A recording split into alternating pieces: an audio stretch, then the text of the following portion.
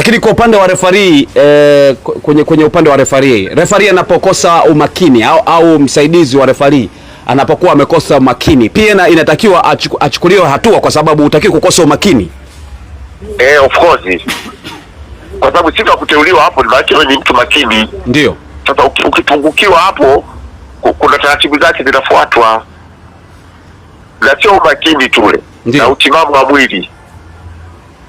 Na ndio maana waamuzi wote kabla ya kuwa mwamuzi anapimwa kwamba je, yuko kiakili, yuko sawa sawa. Kwa hiyo Kassim Mpanga alikosa umakini. Itabidi alipungukiwa umakini. Kwa kauli ya Wallace Karia itabidi apelekwe mahakamani. Atafikia tu. Sasa katika hili ni swala la mwamuzi msaidizi wala sio mwamuzi mchui. Na kwa marejeo ya TV ilivyokuwa ikionyesha awali, yule mchezaji alikuwa offside awali, mara ya kwanza kabla, wakati mpira unachezwa kule. Assistant alikuwa anakwenda sawa sawa kama inavyotakikana, na second last defender alionekana kweli akiwa offside. Ilipokuja kurejewa baadaye mpira sasa ndio unakuja, ile offside ilikuwa imekufa. Na mwanamichezo, kama ambavyo mnafahamu, tunapata nafasi ya kuzungumza na wataalam hasa kuhusiana na dabi ya Kariakoo ambao ilichezwa pale mjini Zanzibar, kwa maana Zanzibar katika dimba la New Amani Complex. Na kikubwa sana nimemtafuta Said Nasoro ambaye alishawahi kuwa mwenyekiti wa chama cha mpira wa miguu, kwa maana kwa marefa, chama cha marefa FRAT. Kikubwa ni kumtafuta ni kutaka kufahamu kuhusiana na mchezo jinsi ambavyo umeenda, lakini kwa refa ambaye wetu wengi alikuwa na mashaka sana kuhusiana na refa, kwa upande wake tathmini yake ilikuwaje, kwa upande wa wasaidizi wa refa pia walikuwaje. Sasa hapa niko kwenye line sasa hivi na Nasoro Saidi, referee lakini pia ambaye alikuwa mwenyekiti wa FRAT kipindi cha nyuma. Atuambie kuhusiana na mtazamo wake. Mzee Saidi, habari ya muda huu? Nashukuru Mwenyezi Mungu bwana. Nadhani huko mnaendelea vizuri kabisa. Tuko vizuri, nashukuru Mwenyezi Mungu. Dabi ulifuatilia bila shaka, na ulionaje? Nimefuatilia, nimeiona imekwenda vizuri kwa matarajio ya wengi yalivyokuwa. Kwa kweli imekwenda vizuri. Ukisema matarajio ya wengi ulikuwa unamaanisha nini hapo? Wengi walikuwa na mashaka.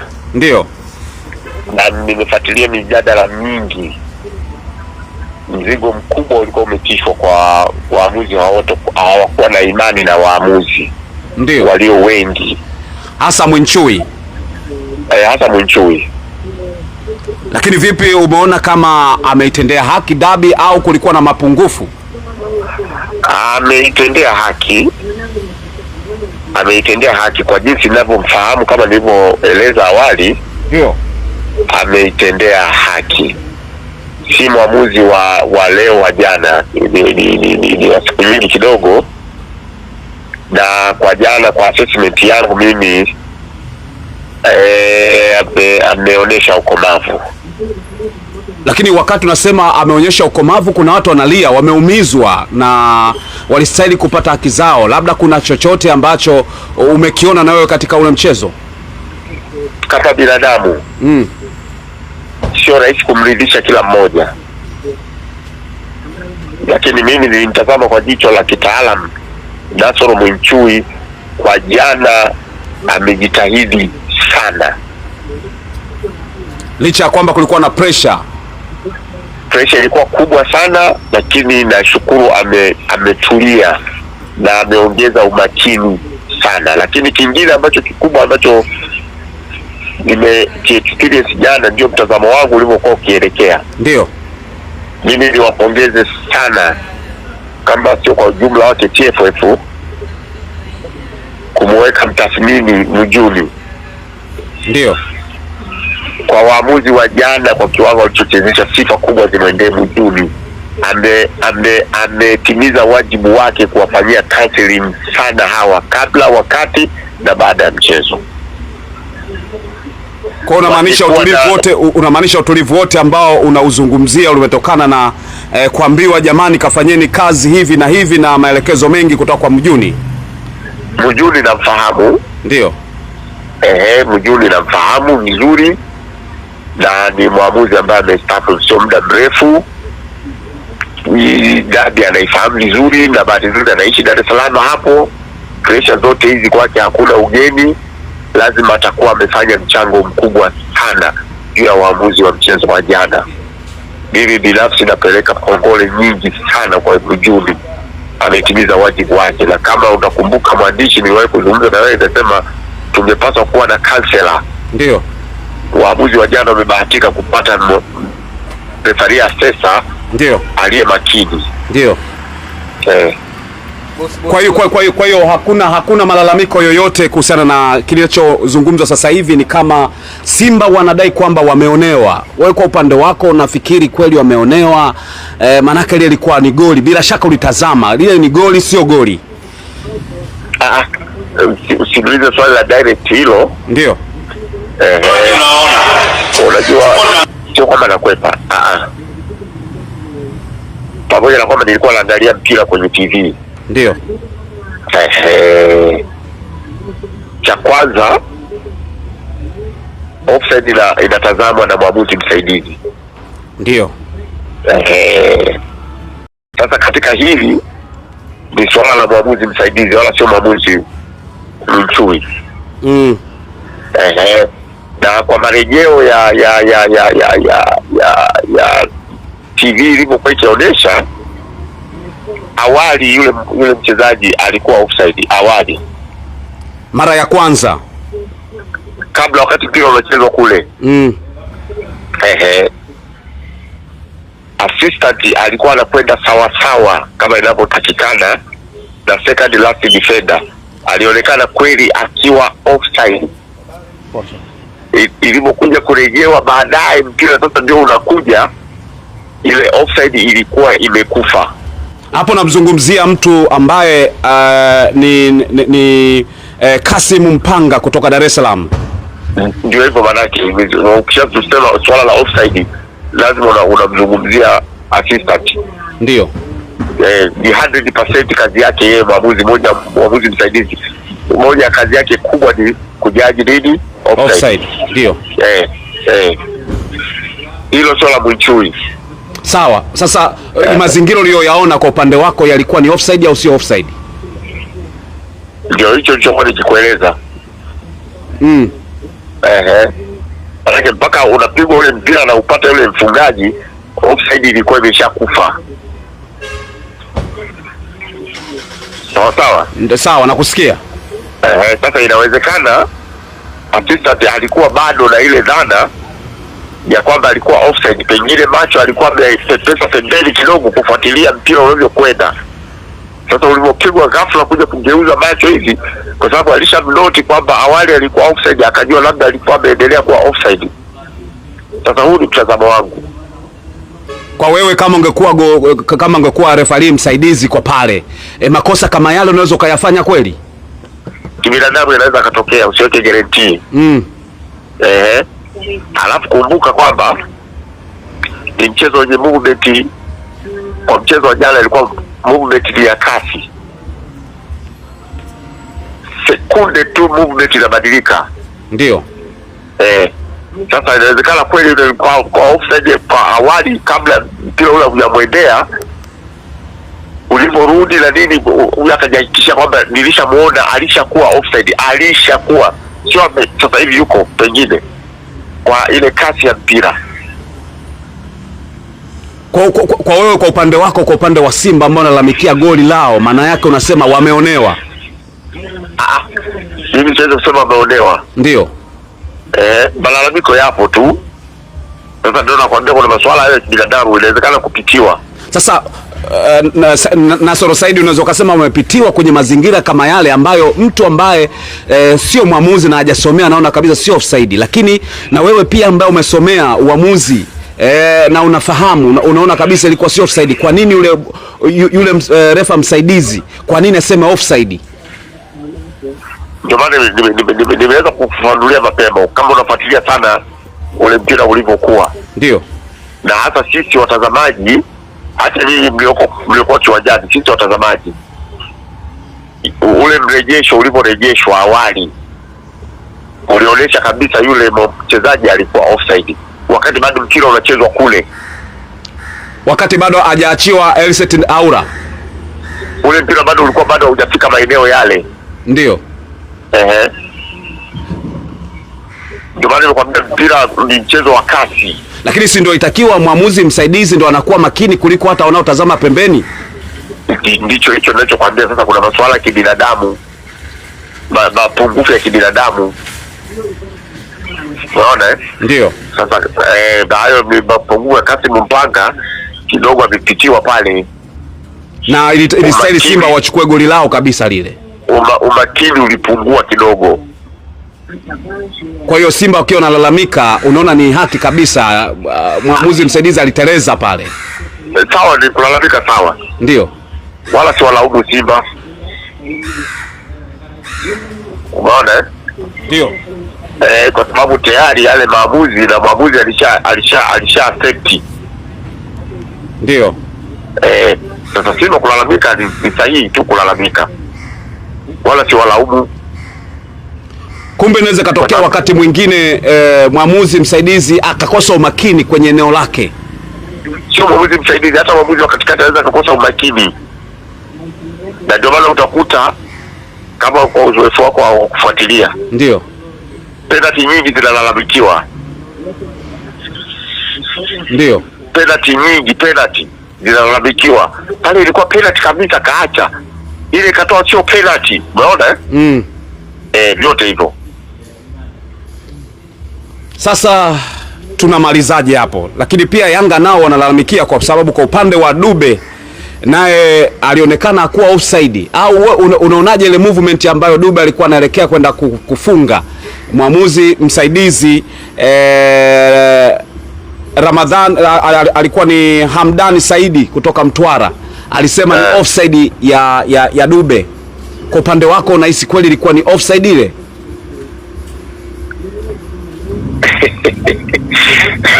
Sasa unajua mimi sio sheria. Ndio. Lakini ukienda kwenye sheria inasemaje? Ndio cha msingi kikubwa hicho. Sawa. Lakini hawa bado ni binadamu. Halafu malalamiko ni vitu vya kawaida katika angalia mechi ya jana ilivyokuwa na tension na matarajio ya kila upande. Umeona? Ndio. Sasa vitu vile ukivishupalia sasa hivi unaweza ukaongeza mgogoro. Kwa hiyo sasa kwa upande wako, kwa upande wa Simba umezungumza ukweli kabisa kwamba Simba walistahili kupata ile goli, lakini mwamuzi hakuwa makini kwenye kwenda kuiangalia matukio yote ya mwanzo mpaka ya mwisho ambayo isababisha liwe goli kamili. Inawezekana alikuwa ameteleza, lakini hii inaionaje? Ilikuwa makusudi, ilikuwa imeteleza au ilikuwa ndani ya sheria? Hiyo bahati mbaya sana sikuiona kwa umakini. Okay. Na akili yangu yote sikuchukua concentrate sana. Unaona? Ndio.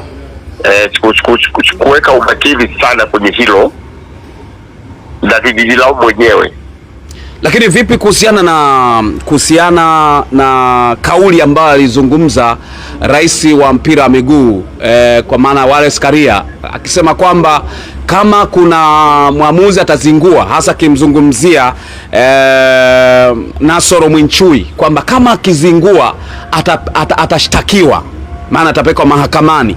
Sasa kilichotokea wewe unakionaje hiki? Nao wanastahili kupelekwa mahakamani. Mwinchui hajafanya kosa, lakini watu wa pembeni hawa nao wanastahili kwenda mahakamani hawa.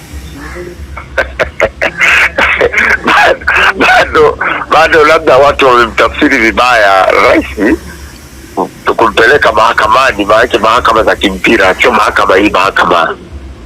Lakini hakusema kama mahakama za kimpira. Ingekuwa mahakama za kimpira singesema tumpeleka kwenye kamati. Lakini yule rais wa TFF ndio ni mtu mwenye mamlaka kwenye mpira wa miguu. Kwa hiyo ukisema mahakamani, kuna sehemu kuna mahakama ya mpira. Mimi niliposikia tu hiyo mahakama nikajua ni mahakama ya mpira. Kwa hiyo wewe ulimaanisha wewe ulielewa kama ni mahakama ya mpira na sio mahakama ya kiraia ambayo unamshtaki mtu kwa jinai? Hapana, mimi sikuenda huko. Mimi nilikuwa najua anakwenda tu kwenye kamati hizi za mpira. Kwa hiyo unafikiri rais TFF kwa maana Wallace Karia aliteleza naye kusema mahakama itakiwa seme kamati za mpira? Sasa nachelea kusema kwamba aliteleza. Matumizi ya lugha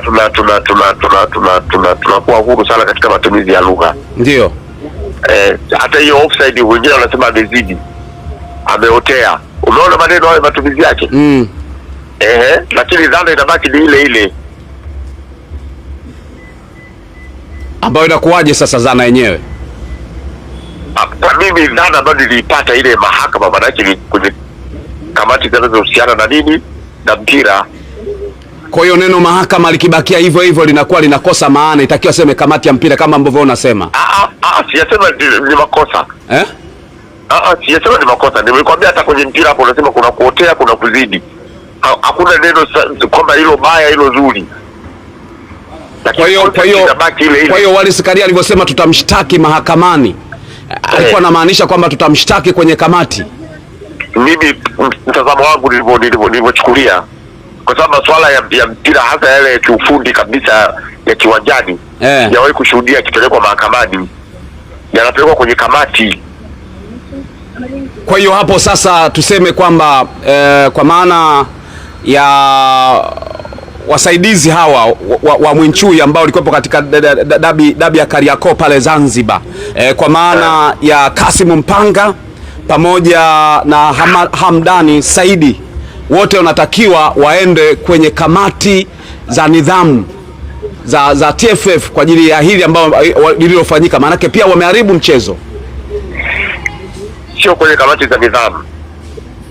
Cha kwanza kitakachofanyika hapo ndio kwa utaratibu, kwa sababu nilishakuwa kwenye kamati ya waamuzi. Ndio kamati ya waamuzi. Cha kwanza ni kusubiri taarifa ya waamuzi, taarifa ya match commissioner, taarifa ya referee assessor, ndio, na taarifa ya msimamizi wa mchezo. Okay. Hizo zote zitapitiwa na kamati husika na zitatoa conclusion mwisho. Kwa hiyo ndo kile kitu ambacho pia Karia alikuwa anazungumza kwamba mwisho wa siku kama hizo kamati zikipita kwenye chemba hizo, ndipo ambapo sasa ataenda kwenye kuhukumiwa kwenye hizo kamati husika ambazo yeye alitafsiri kama ni mahakamani. Na mimi nilikwambie kwa kauli aliyoitoa jana, nilikuwa agizo. Kwa kauli aliyoitoa jana, aliyoitoa nani? Karia. Ndio. Tayari maana alikuwa anataka kuongeza umakini katika ufuatiliaji wa huo mchezo, na ndicho kitakachoendelea kufanyiwa, kwa sababu nimekuambia kuna taarifa hapo ya waamuzi, ndio, taarifa ya match commissioner, ndio, taarifa ya referee assessor, ndio, taarifa ya msimamizi. Zote zitapitiwa na subirini, mtasikia matokeo mwishoni. Na hiyo inaweza kachukua muda gani mpaka kupata ripoti kamili kwamba wamefikiwa maamuzi? Inaweza kachukua wiki, mwezi au siku ngapi? Ndani ya wiki hii. Na taratibu vipi zile za kutoa taarifa zinakuwaje? Inaweza zikatoka wazi, taarifa zikawa wazi kwamba hakukuwa na shida, au wanapewa kwenye kamati, au itakuwa ni siri? Wale taarifa ya maamuzi, taarifa ya match commissioner, referee assessor na msimamizi wanafahamu mara baada ya mchezo. Taarifa hizo zinatakiwa, kwa mfano sasa hivi saa 5 saa 6 hii zinatakiwa ziwe tayari zimeshawasilishwa. Ndio. Kwa teknolojia tulionayo sasa hivi, taarifa hizo zinatakiwa ziwe zimeshawasilishwa sasa hivi. Okay. Na kuna taarifa ya awali, alafu kuna full taarifa. Okay. Sasa ninafahamu kwa taratibu zilivyo, tayari wenye kuhusika wameshafanya na wenye kuhusika wameshapokea. Sasa ni swala la zile kamati zinazohusika kukaa na kupitia taarifa hizo na kutolea maamuzi. Lakini kwa upande wa referee, kwenye upande wa referee anapokosa umakini au msaidizi wa referee anapokuwa amekosa umakini, pia inatakiwa achukuliwe hatua, kwa sababu hutaki kukosa umakini. Of course. kwa sababu sifa ya kuteuliwa hapo ni maana wewe ni mtu makini. Ndio. Sasa ukipungukiwa hapo, kuna taratibu zake zinafuatwa, na sio umakini tule na utimamu wa mwili. Na ndio maana waamuzi wote kabla ya kuwa mwamuzi anapimwa kwamba je, yuko kiakili, yuko sawa sawa. Kwa hiyo Kassim Mpanga alikosa umakini, itabidi alipungukiwa umakini. Kwa kauli ya Wallace Karia itabidi apelekwe mahakamani kwa hizo kamati za TFF. Ndio. Atafikia tu. Sawa bwana, mimi Nasoro Saidi, mimi nikushukuru sana kwa kuwa tumeungana, na kama una chochote cha kumalizia kuhusiana na mchezo wa dabi uliopita kama mwamuzi na ambaye ulikuwa mwenyekiti wa flati kwenye kamati za uamuzi huko, kuna mambo mengi sana, kama una chochote cha kumalizia. Mimi kwanza namshukuru Mwenyezi Mungu kwa mchezo umekwenda salama, umekwisha salama. Ndio. Pili ni washukuru sana wahusika waliomteua Israeli Mkongo kuwa refari. Sio Israeli Mkongo, rekebisha kidogo hapo. Israeli Mkongo, okay, kwa asesa kwa asesa okay, sawa. Nifikie unamzungumzia Nasoro Mwinchui. Asesa wao ndio mtathmini waamuzi. Ndio. Nilifarijika sana niliposikia kwamba atakuwa mtathmini, kwa sababu Mjuni namfahamu na najua alitimiza wajibu wake vizuri kabla, wakati na baada ya mchezo. Na moja jukumu alilolifanya Mjuni, simsemei wala sijamuuliza wala sijawasiliana naye, najua aliwafanyia counseling before the match. Okay. Nashukuru sana, naomba kupitia kwako nimpongeze sana Mjuni. Namfahamu, ananifahamu vizuri. Alitimiza wajibu wake vizuri sana kwa hao, hasa kwa Mwinchui ambaye watu walikuwa na wasiwasi naye sana. Najua Mjuni aliplay part kubwa sana kumweka sawa Mwinchui. Basi asante sana na nikushukuru sana. Haya, asante, tutaendelea kuwasiliana. Asante sana.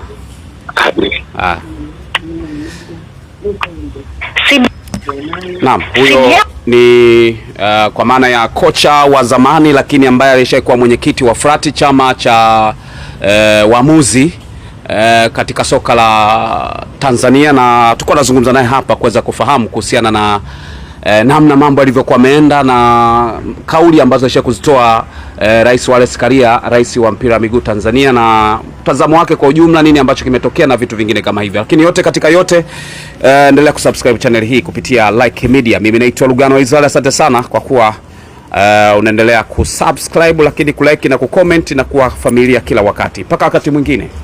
Ciao.